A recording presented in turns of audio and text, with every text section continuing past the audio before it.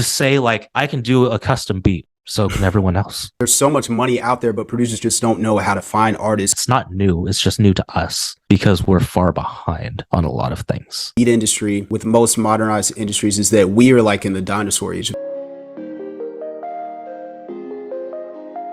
Super excited to have you with me today, Chris. How are you doing? I'm doing great, man. Happy to be here. Happy to chat with you, man, and your people. Yeah. So happy to get into it. Super excited for this because I know you have so much more information than I have because you've just tested it for so much longer as far as with selling high ticket products. The first question that I had is, you found a lot of success with selling custom beats, and then you decided to teach it to other producers. And I feel like a lot of producers today, when they find some kind of success, they like to keep it to themselves. And it's the secret that they found. It's their formula. And they feel like if they share it, then the industry will become oversaturated and people will make less money. So what would you say to that?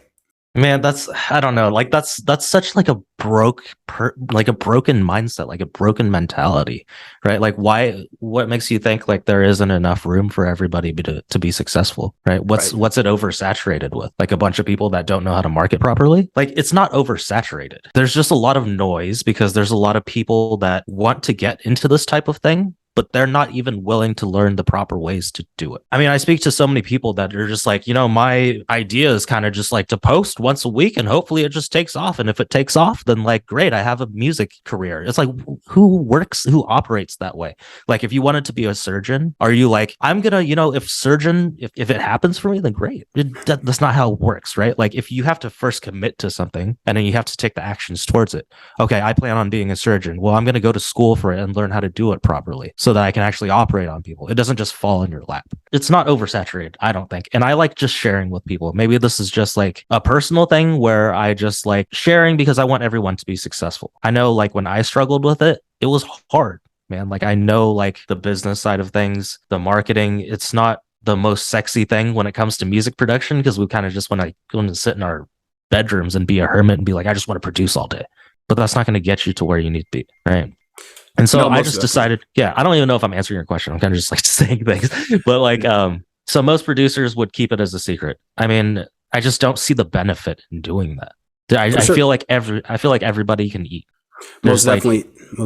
No, that's a great point you bring up because like I saw somebody that was saying like the industry is shrinking. There's less revenue than ever and nobody can sell their beats online. It was in terms of leasing, instead of custom beats. But if you actually look at the real numbers, the revenue keeps going up and there's more and more money in this. And there's more and more artists who are starting on their journey and spending money on beats. So I feel like there's so much money out there, but producers just don't know how to find artists that are willing to invest into their production. Right. And whenever I hear someone say like the market is oversaturated, it just sounds like a cop out to me. It's like you don't want to learn the skill sets that you need in order to make this thing successful. Instead, you just want to say it's oversaturated, complain about things and give up. I don't know, man. Like, I just don't buy the oversaturated thing. Like, if our industry grew as a whole, like more people were doing it, more people were successful at it, it would just grow as a whole. So if there was more success in it, more people would actually take it seriously as a career and more people would actually dive into it and there would just be more product and we would have a bigger industry. So there's only growth to helping other people get to where they need to go. Most definitely. No, that's a great point. And, I've had people ask me, and it's definitely a mentality thing.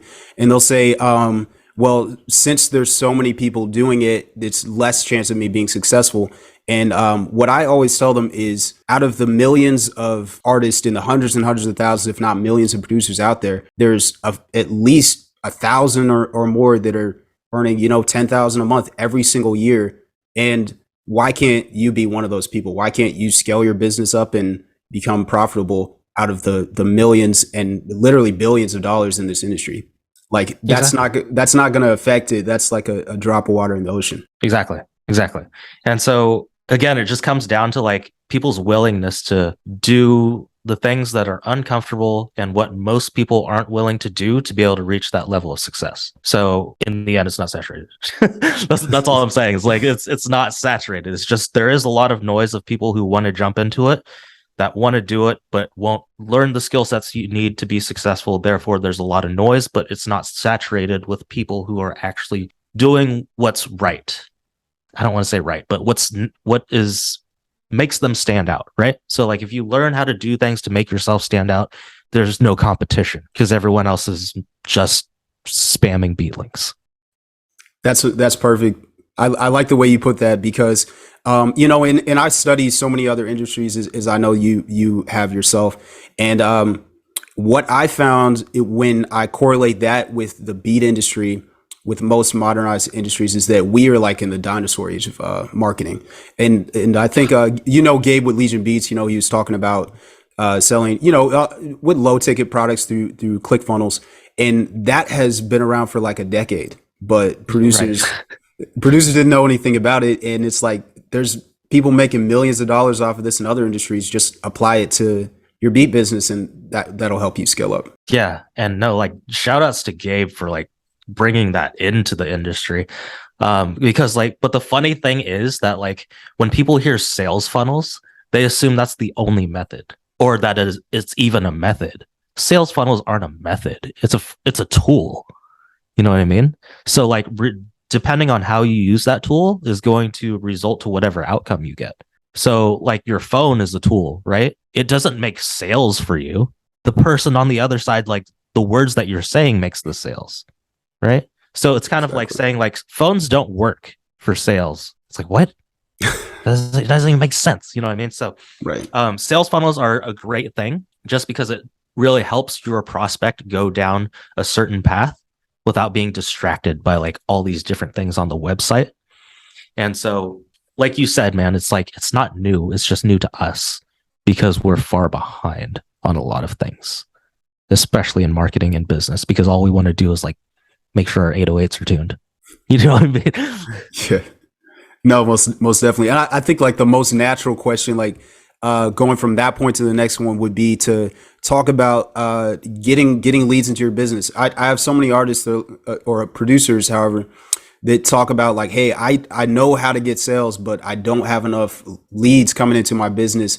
Do you think that you should generate leads from organic, just posting content, you know, and have like, you know, a free lead magnet in your bio, or do you think that you should try to learn producers should learn ads, you know, and learn how to run them?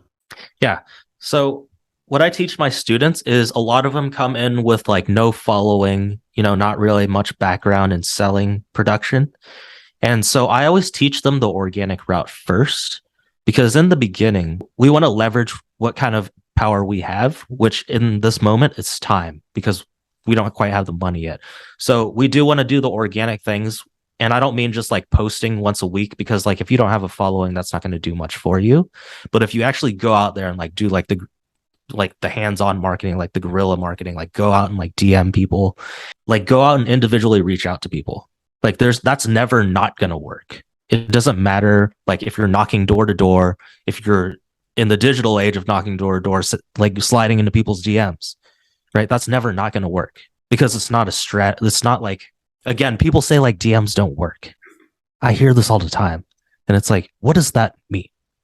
It just means what you're saying isn't working, right? So it's not the method, it's like the execution on it. And so, first of all, you have to learn the proper framework to DM people. But I would, to answer your question, as far as leads, I would go organic first. And then once you build the initial capital, which is why I like doing high ticket, because if you're doing low ticket, man, that's going to take freaking forever, right? So if you land like a couple clients, you now have like, you know, a few $1,000s to run into ads.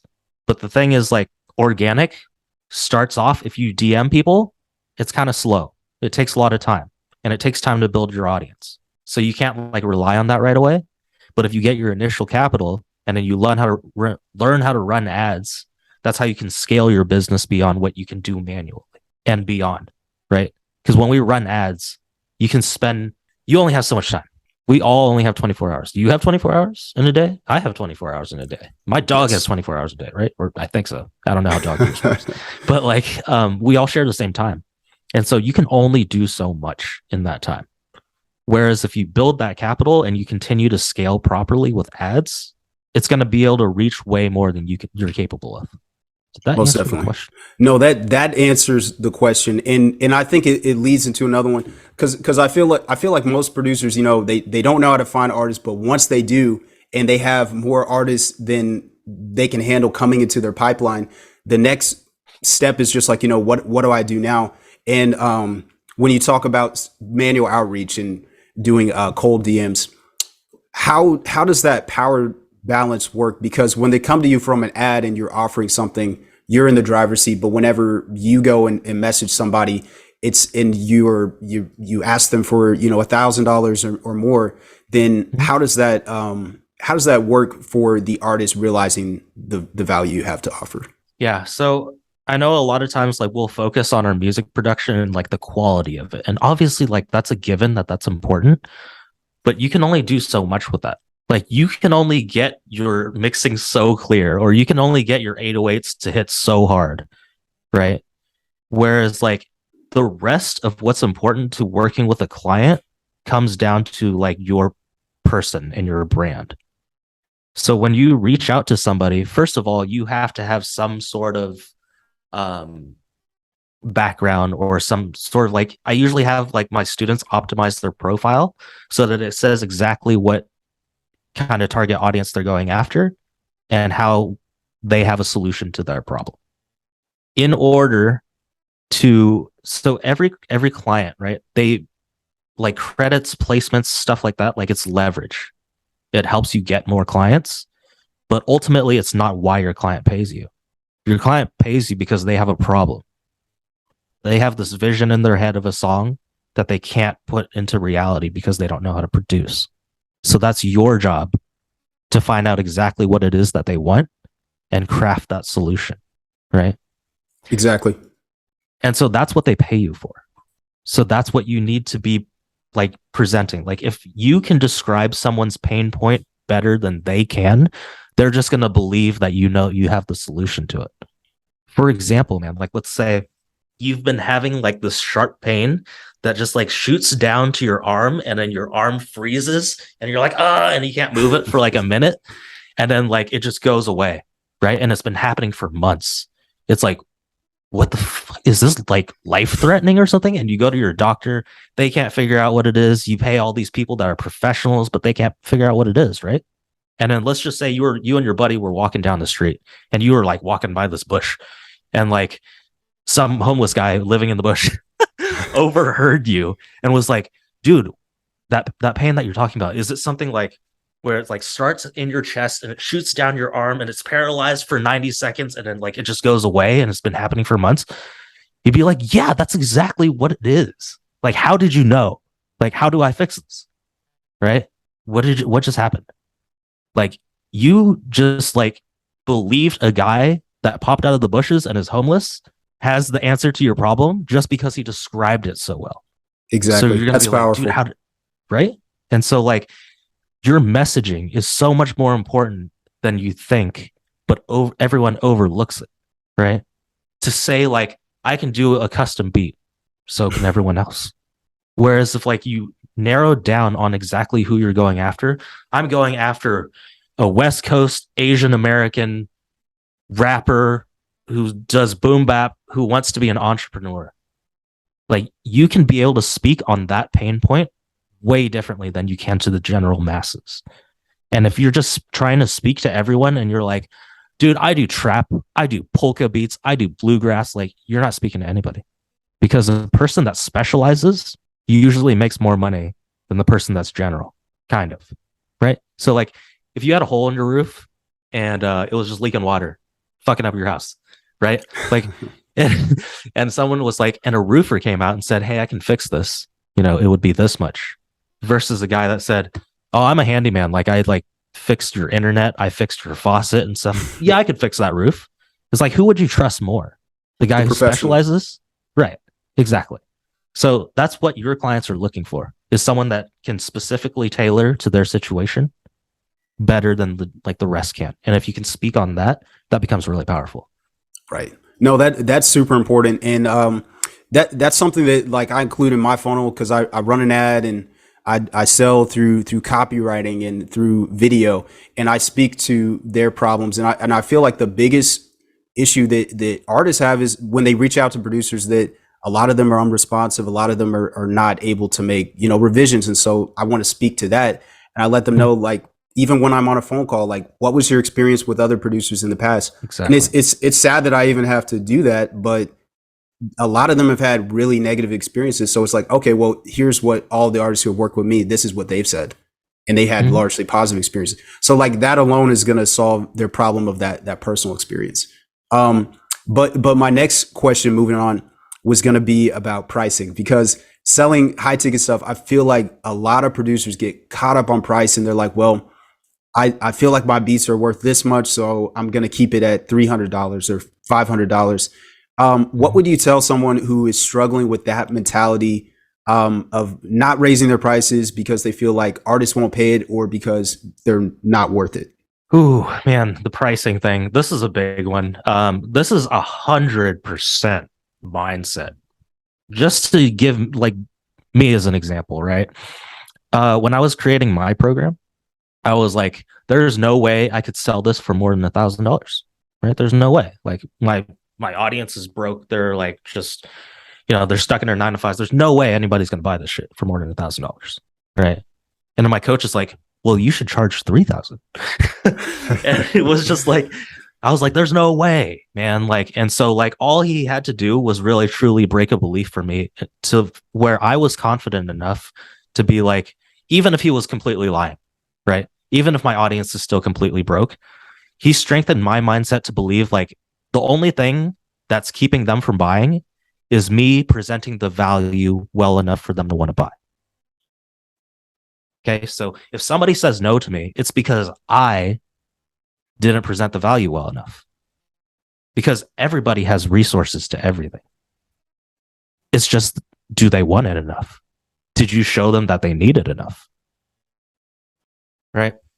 So here's one that like my coach always says, like if you saw like a Lamborghini, man, like just outside in the park in the lot, right? And it said on it a tag, just $10,000. It's like, first of all, is this fucking real?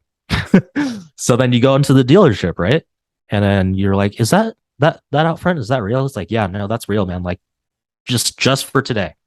Like if someone takes it, they get a Lambo for $10,000. And we all know like Lambos go for like 100, 200, whatever, right? Crazy prices. Like in that scenario, I would probably be like calling all my friends, calling all my family, like taking out as many loans as I can just to get that $10,000, even if I didn't have it. Because I knew that if I got it, I could turn around and sell it for like 20 times more. So I would become resourceful because it was that important to me, because it was that valuable to me. And if I could show someone that, then their actions would be different. They would go take out a loan, they would go do what's necessary. But if I don't present it well enough to why they need this, of course they're not going to do it. Of course it's going to be too expensive. Be accountable. You know what I mean? Like, it's not always like, oh, they don't have money. It's like, no, it's just not important enough to them because you haven't shown them that. Right. So Exactly. that's why, like you were saying, man, like on the phone calls, right? You ask the right questions. Like, okay, like what was like the issues with the past producers you worked with? Now this brings up a lot of pain to be like, well, he charged me like $20, but like I didn't get my song, like this didn't happen, there was no revisions and stuff like that. Well, perfect. Like I'm gonna charge you $1,000, but remember all those problems that you said? Like I'm gonna let you do as many revisions as you want. Well, this is probably not good, but like I'll give you this many revisions. I'll make sure that we are in communication the entire time, or we can share a Zoom call. I'll make the beat in front of you, whatever it is. Like you squash all those objections by getting the right answers out of them so that you understand their scenario to see if you can even help them. Right. No, Instead of that just that definitely offering makes people, sense. Right, instead of right. just offering people things. Yeah, and I think that you think that producers probably just talk themselves out of selling, then because they're just not confident in their product, or you think that, like you're saying with the mindset thing, but all of that stuff is just internal words that we're speaking at ourselves. So you think that that's just like the number one thing you have to overcome, and then just not worrying about if the artist says yes, basically. Yeah, no, that's the number one thing, man. Like what you believe, and if you believe in your product, is going to be the number one indicator. Like you can ask any salesperson. That's the number one thing. Like you have to believe in the product, right? And so If you don't believe you can charge $1,000, there's something behind that, and you need to figure out what it is and see if you can squash it, right? Because it's your belief. Like if I was like, dude, I know my beat is worth $5,000. Like I would be able to sell it for $1,000 easily because it's only a fifth of the price, right? But it's because the producer doesn't believe it well enough. Like they might tell themselves, they're like, no, I think my stuff's like worth more. It's like, but can you like say $1,000 without choking at the end? So that comes down to your belief, right? Have you ever tried to sell something you don't believe in? Probably Like, not. have you tried to sell like a boat and be like, this will get you to work? No. That's going to be hard to sell, right? Because you don't Yeah. believe it yourself. Be like, this shit doesn't have wheels. Like, it's not going to work, right? So you have to believe in it first of all, and that's 100% like most of the pricing thing. It's all about Completely. you. It's all about what you think, and if you can convey that value to someone else. Exactly. No, I definitely agree with everything you said. So, in what I teach whenever I'm telling producers like how to build a business, I think that there's three components, which is going to be like your leads, your offer, and your product. And we already talked about getting leads into your business. We talked about the product and the pricing and everything and overcoming those price objections. So, when it comes to the product, do you feel like you talked about like producers spending all of their time on their beats, but for some producers who don't feel their beats are there quite yet, like how important is getting a balanced mix to selling a high ticket product or something like that? Yeah. So it's kind of just so mixing is kind of like the garnish, right? It's like the presentation. It's just like if you were to go into a Ferrari dealership and they showed you a car that was like unpolished, just dirty, just ran through the mud, like has like vomit in the back seat. Still Ferrari, but like it's not very presentable, right? You're kind of like, ugh. Whereas if you saw it like in its top pristine condition, then you would be like much more attracted to it, even on a subconscious level. So one of the most important things when that hits people's with music when it comes to like psychological, like it's loudness, right? So like if a song's just like not loud at all, like the composition is so good, the production is so good, like the melodies are amazing, but it's like I have to turn the volume like all the fucking way up and it's just not hitting, like I'm still gonna be turned off. You can say, oh, that's not mixed right. But like still in the end, it's just like it's not presentable. So if you had something loud that hits hard, that where like when they hear it, they're like, oh, like this makes me move, like this is impactful. I think that that's a great point. Is like presenting your music the right way. I feel like a lot of producers don't pay attention to that. There's also the question of structuring your beats. Like Mhm. how important is that? Like a lot of producers, they might do 4 or 8 bar intro and this just run drums through the entire beat with no variation. Like, do you think that structure is important when it comes to selling beats and presenting your beats? Like if they want to buy it exclusively versus like, nah, I'm not interested in this beat. Yeah. Um, so I think it's pretty important. The thing though is like some people like different arrangements, but at the same time they don't know how to say it. So if you're selling, I think it's different for like when you're doing like non-exclusive versus like custom, right? If it's custom, then like obviously we want to tailor it to like certain lyrics and certain points where we drop the beat out and stuff like that. But to present it as a non-exclusive, like I think it's still important to give it some variation. Make sure that there's a clear distinction to like where the verse ends and the hook begins and stuff like that. Um, I still think it's important, man. But at the same time, it depends on your genre too, because sometimes like very like rap vocal driven, like you don't want to do a whole bunch of stuff to the instrumental, right? You just might want to drop out the drums every once in a while, put them back in, drop out hi-hats, put them back in. Whereas if you do something within a different genre like EDM or something, it's a lot different. There's like build ups and there's all this crazy stuff. So did I No, even that answer that your makes question? sense. No, that makes sense. That makes sense for sure. Okay. I definitely didn't used to like overcomplicate it, but then when I started working, like, because I work through virtual sessions, through Zoom, just like the way we're talking now. I just share my screen and audio, and then that's how I make custom beats for my clientele. And they started Nice. asking me like, okay, are we gonna add, where are we gonna add the bridge in? And I was like, I would have no idea, you know. So I think that like you're saying, it's super important to figure out how to structure the beat and know the difference between like do they need 16 bars to rap over what obviously it's going to change client by Hmm. client. But Yeah, yeah. yeah, I want to move back to some of the marketing stuff. So do most of your students like run an ad and then it goes through like a funnel and they book a call, or do they have some kind of direct to product thing to actually sell the custom beat? Yeah, so I always do book to call. I teach all my students to do book to call. First of all, I have them go through organics where like I will be like, dude, send like 40 DMs for like every day or 50. Or like a lot of them, this is where a lot of people choke. Is like they don't understand the sheer volume it actually takes to be successful. Like I'll talk to people and they'll be like, I sent 10 DMs last month. I was exhausted. I'm like, I'm sorry. That sounds not enough, right? And so a lot of these things we kind of just like underestimate like how much it actually takes, how much effort it actually takes. What was the question again? No, it's all good. So I was just basically asking, do they do like you're saying, book to call? And that's what I do for my business, and I teach them like, hey, run an ad, have some kind of video offer, have it in a Mhm. written format too, and then just book it to Calendly. And I feel like that works really well.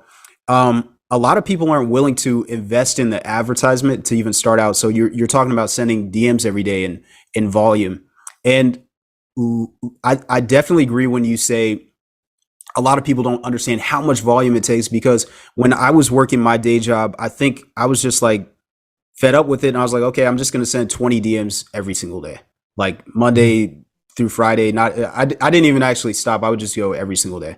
And that changed my life, because even though I was still selling leases, I was still selling like $50 leases and $100 unlimited leases. It still was able to scale my business up like almost to 4,000. And Yeah. then I started to, upsell to custom beats. And that's when I was like, okay, I think this model is more, it's more feasible. So what would you say to somebody who's just like, well, I don't have time to invest into my business? Is there a way for them to still do this business model? Yeah. So first of all, if you don't have time to invest in your business, it's just not important enough to you. That's all it is. Right? We prioritize the things that are most important to us. If it's feeding our children, if it's, doing this, and sure, you still all have to do that. Like I'm a dad too. And I just don't like buy the like I work full time and I'm a dad or I'm a parent thing. It's like, great. So is every fucking one else. Like, do you want it? It's like, if not, then just give up, man. Like, I'm sorry. Like, I'm a little harsh when it comes to this kind of stuff, but like, it just that's what it takes, man. Right? Sometimes it takes like tough lows. Sometimes it takes like reality checks to be able to like hit these goals that you actually truly want. And so, um, I'm sorry, man. I keep forgetting the questions. No, it's all good. These are gems, man. Like I'm definitely absorbing a lot of this. So basically, we're talking about the objection of a producer saying that I don't have enough time to invest in my business, and you're talking about it's just not important enough to them at that Yeah, point. yeah. It's not that you don't have time. It's just a priority. It's a level of priority thing. Because if it was important enough to you and you truly believe that it could work, then I don't think sending 40 DMs a day is harder than being at a job that you hate for 8 hours until you're 65 and too old to be able to do anything. If you want to compare app like the two, you know what I mean? Like, okay, so you say you don't want to DM people, you say you don't want to take phone calls, but you're also complaining about the job that you hate. Like, which one's worse? Which one sounds harder? Right? Oh, well, now DM sounds super easy. Okay, then do it. That's it. Right? It's just a matter of like doing the things that most people aren't willing to do for longer extended periods of time than most people are willing to do it in order to hit levels of success that you want. So DMs, man, like you were saying, like you started sending like 20 DMs a day and that changed everything for you, right? It's just like sheer volume. Like people are sending like 3 DMs and they don't get any responses. And it's like, well, it's because you sent 3 DMs, right? Like my KPI for like my setters now are like 80 DMs a day. So I don't do it as much anymore, but like in the beginning, like I did all of it, right? And so you have to pay your dues. And then at one point, when you get a system that's good enough, you can delegate it. So it's not that you have to do it forever. But another thing too, like I was saying, because I teach my students how to do organic DMs first and then ads. Another reason for that is because you get to solidify your messaging and make sure that people want your offer before you start throwing money at it. So once you can like solidify your offer and make sure that there's clientele that actually want it, then you can scale it with ads. Otherwise, you're just throwing money into a fireplace. You know what I Okay, mean? so I have a question about that. That definitely makes sense. Like you have to optimize your ad. What's crazy is like when I started running my ad, I was so afraid that it was going to take forever to optimize, but it literally just worked right away because I don't think a lot of producers are running ads, so the market's wide open. But Mhm. that's another question. Okay, so my question is: whenever your students run ads, are they running an ad directly to sell custom B, where they're just like, here's my offer. If you're interested in a custom B, book a call with me, or are they doing some kind of free lead magnet to attract artists into a funnel and then they offer it to them through like an offer page, let's say? Yep. So what I teach them to do is to either do like a free information, whether that be like a free ebook, just like information for your ideal client to level up their skill set. Or I do free beats. The only thing that I disclose about free beats is like you also get a lot of people that are just recording on their phone, not super serious, right? Because they're just free beats. It's like, great, free beats sounds great. Whereas if you offer information, like you still get those types of people, but it just filters it out a little bit more because someone who's like recording raps on their phone doesn't care about the information that is important to get them to a level of success or a full-time career or whatever, right? So if you wrote like five major pitfalls almost every artist makes when trying to start a career in music, like a hobbyist isn't going to download that. A hobbyist isn't going to opt into that. So when it comes to like running ads or really just doing anything as far as sales or marketing, it's important to target your specific demographic and people that you're after, but it's also important to repel those people that you don't want. They opt into the lead magnet, takes them to a VSL, has their beats underneath it, and a video sales letter that kind of hits on the client's pain points. Book a call if this sounds like the situation you're in. Then they go over to an application page where it asks some questions about them and their financial standpoint. And basically, it's conditional. So let's say, for example, they answer the question, they say, I'm not ready to invest in a producer. It'll just take them to a denial page. Whereas if they say, I am ready to invest, it'll take you to the calendar page and you can book a call. So it's just Perfect. more filtering and more like prospecting along the way until they get on the That's call. that's huge, because like the ad that I run right now, there's no filtering. It's like I just have to. I always let them know, like, hey, send me your music and I'll check it out. And if they're just recording off their phone and SoundCloud, like I won't even take the call, obviously. But Mhm. um, like having an application page, I assume they're doing that through ClickFunnels, probably. Mhm. Yeah. So that's huge because you're increasing the quality and then you're also reducing the amount of time waste because you already have qualified clients coming in. Um, Yeah. Oh, so sorry. No, actually, you don't need ClickFunnels for that. Um, I use like a form app, whether it be Jotform, Typeform, or something. You just integrate it. okay, I'm familiar with Typeform. Yeah, that's Yeah. super dope. Super Yeah. dope. So just integrate it into your thing. Cool, cool. Because I know I'm doing it like the literally the jankiest way possible, and this is how easy it is to get clients in. Like I have no client filtering. I simply ran an ad and never changed it. It just optimized, as I put more money into it, just like $10 a day, and like it still works. So like why don't you think more producers are doing this? You think they just don't know the information, or do you think they're just like too afraid to start? I think it's both. I think they're afraid to start because they don't know the information. Right? They're like, is this going to work, or am I just spending like 10, 50, $100 a day? I think that's also like a mentality shift as well. Is like when you're investing in ads, you can either look at the amount that you're spending or you can look at the possible ROI.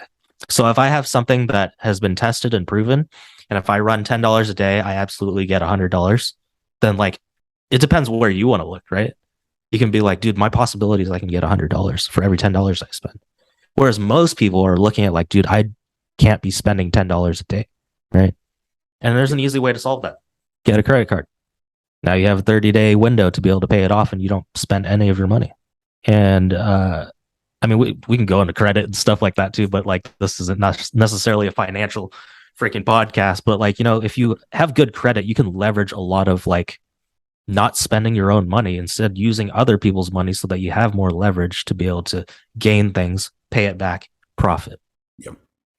For sure, for sure. That makes sense. And that's something I was talking to another business owner is like, I never want to take out a business loan, but I know that if I did, I would make that money back like 10x. So it's like there's still that mental thing there. And I've just been thinking about it. I'm like, I might have to do this, just because it accelerates things so much quicker if you have that plan in place. You already know it's going to work.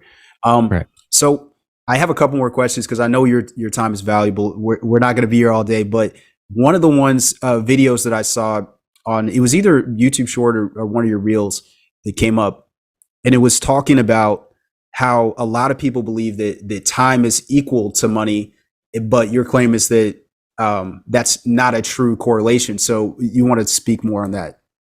Yeah. And I mean, it can be true, like depending on like what kind of outcome you want, right? So I just think that most people think this way is because it's what's been led.